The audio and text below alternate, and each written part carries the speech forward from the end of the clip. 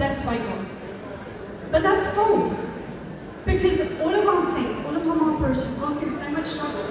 And they've attained such a supreme level of consciousness that is unfathomable.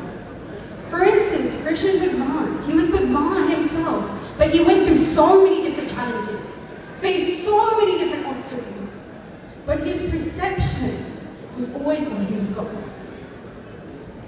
So then the other aspect of this is, because in chapter 18 of the Bhagavad Gita, Krishna Bhagwan explains to Arjuna, he says, "Oh Arjuna, that you need to think of the realization and the practical Brahmagyan meditation. You need to focus on that, on this Brahmagyan meditation, that you'll always be stable in any desirable and undesirable situation. You'll keep control over your mind and your senses, so much so that then you gain a kind of power that is called it harnesses your patience and your morality, which you call sattvic tendencies." So Krishna Bhagwan explains this, and he explains Bad Brahm Gyan meditation. And you're probably thinking Sadhvi's talking about meditation, obvious, right? But the thing is that I've spoken in conferences all around the world. I've spoken to business professionals all around the world. And they constantly come with me this one question: "Didi, I'll sit on meditation for 10 minutes, 15 minutes, half an hour. I'll feel calm during that time. Then I'm stressed again with work. Then there's another challenge. Then someone else is creating a different problem. What use was that meditation?" What Krishna Bhagwan explains, he says, Bad Brahm Gyan meditation. That there is a specific vidhi that we call Paravidya.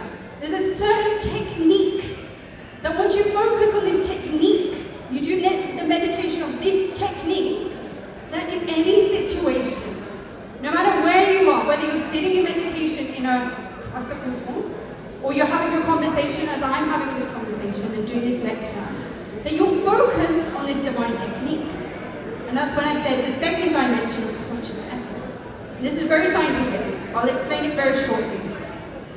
That in your brain, you have the prefrontal cortex, front bit of your brain. And it's responsible for some of the most complex aspects of your human anatomy. That your prefrontal cortex, you have your left side, which is responsible for I will, so your choices, which choices you want to make. The right side, which is responsible for I won't, which controls you not making a mistake. And then you have the back side of the prefrontal cortex, which is responsible for I want, to keep you focused on your priorities and your goal. Science says that if all three parts of this prefrontal cortex are activated, what happens? Then you gain power and control over willpower, over motivation, over determination. You're able to stay consistent with your actions. How is this possible? There was a study that was done on London cab drivers. It's called London Cab Driver Syndrome. It's very famous. In London, you have black cab drivers. And they have to know 25,000 different streets. They have to retain all of that knowledge within their own minds. And what they found in these studies, that these cab drivers that were able to do this, able to pass the test within 4 years, they had more grey matter. Their brains were able to hold so much more information. They were able to change their brain, change their capacity of their memory, how they process information. They were able to do that. And in science, we call that neuroplasticity. That it's through this, they found that if you make certain conscious efforts in a specific way, you're able to change your brain.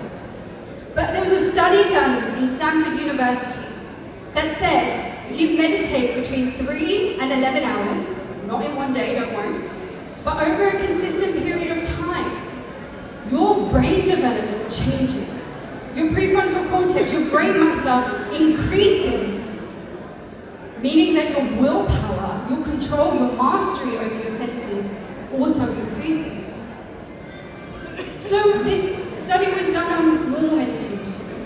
But this Bad Brahm Gyan, this divine technique, transcends that. And the reason why I'm talking to you about this today is I've met such a teacher, such a guru. Her name is Her Holiness Ma Ashutosh Ji and His Holiness Baba Ashutosh Maharaj Ji. That they gave me this practical technique. They gave me this Bad Brahm Gyan that Krishna Bhagwan gave to Arjun Ji, that Ram Bhagwan gave to Hanuman Ji. They gave me that practical experience. Because I can honestly say, before I received my Guru's darshan, having been able to do a lecture like this, I wouldn't be able to do it. I was riddled with so much anxiety, I'd be scared, I'd be shaking, I'd be worried. But how am I able to have this lecture and do this conversation now? Through their divine grace and through that technique that they do. Because while I'm speaking to you, I'm practicing that